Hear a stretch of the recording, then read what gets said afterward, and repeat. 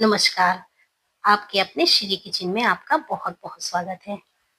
आज मैं आपके साथ बनाऊँगी बेसन की पिन्नी।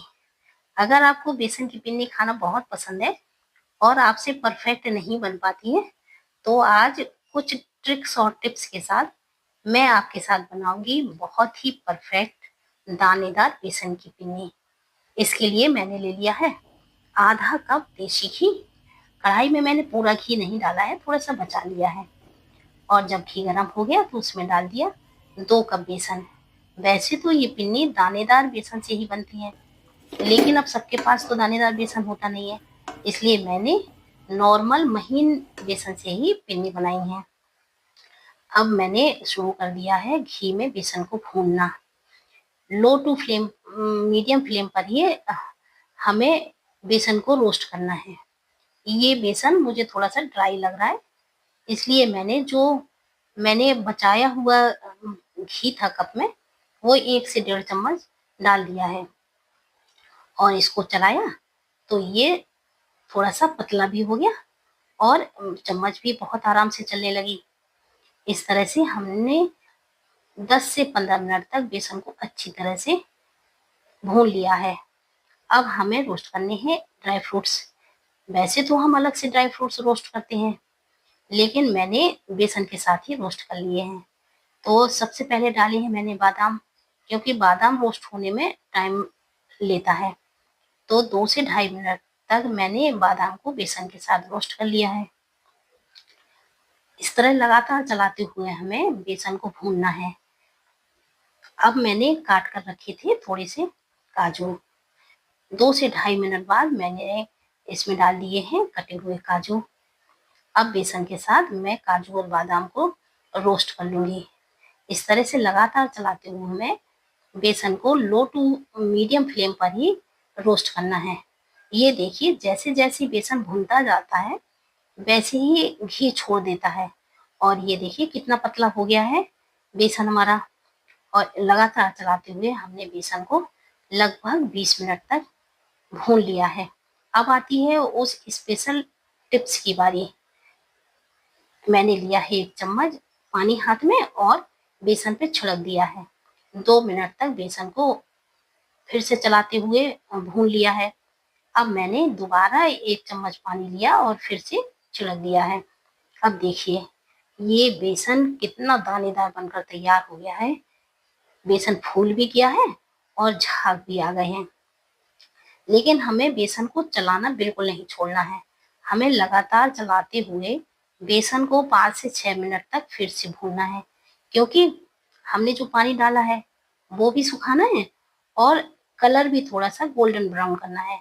अभी कलर बहुत लाइट ब्राउन ही हुआ है, तो हम इस तरह से चलाते हुए बेसन को 5 से 6 मिनट तक भून लेंगे। अब ये इसका कलर गोल्डन ब्राउन आ गया है, हम गैस बंद कर देंगे और कढ़ाई उतार के भी 1 मिनट तक बेसन को चलाते रहेंगे और 20 मिनट तक बेसन को ठंडा होने के लिए रख देंगे। फिर डाला है मैंने 2 कप बूरा शक्कर। हमारे यहाँ इसको बूरा शक्कर कहते हैं, कहीं-कहीं तगार भी बोला जाता है। और हाथ से मैंने अच्छी तरह से मिला लिया है शक्कर और बेसन को और इस तरह से मुट्ठी से बांध-बांध कर मैंने पिन्नियाँ तैयार कर ली हैं। इस तरह से सारी पिन्नियाँ बनाकर तैयार कर ली हैं। हमारी दादी-नानी इसी तरह की ट्रेडिशनल पिन्नी बनाती थीं, लेकिन मैंने जब बनाई तो मुझे कुछ थोड़ी-सी ठीक नहीं लगी, तो मैंने सोचा चलो एक नया लुक देते हैं। मैंने थोड़े से रोस्टेड ड्राई फ्रूट्स लिए और महीन क्रश कर लिए हैं और गुलाब की पत्तियाँ सूखी क्रश कर ली हैं और दोनों चीज़ें मिला दी हैं। इस तरह से मैंने हाथ से पिन्नियों को शेप दिया, लेकिन वो परफेक्ट नहीं बन पाया। तो मैंने लगा ली एक जुगाड़ और एक छोटा-सा पाइप का टुकड़ा लिया और उसमें पिन्नी को बनाया। आप कोई डिब्बी भी ले सकते हैं। इस तरह से पाइप में डाला और इस तरह प्रेस करते हुए मैंने पिन्नी को बना लिया। देखिए कितनी परफेक्ट पिन्नी चमकदार बनकर तैयार हो गई है। इस तरह से देखिए मैं दूसरी पिन्नी बनाकर बताती हूँ। ये मैंने पाइप में डाली और ये प्रेस किया।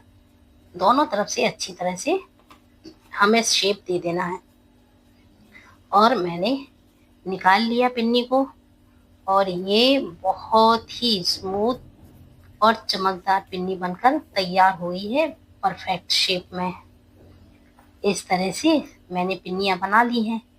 अब मैं एक और पिन्नी बनाकर आपको दिखाती हूँ। इस तरह से मैंने डाला और प्रेस किया।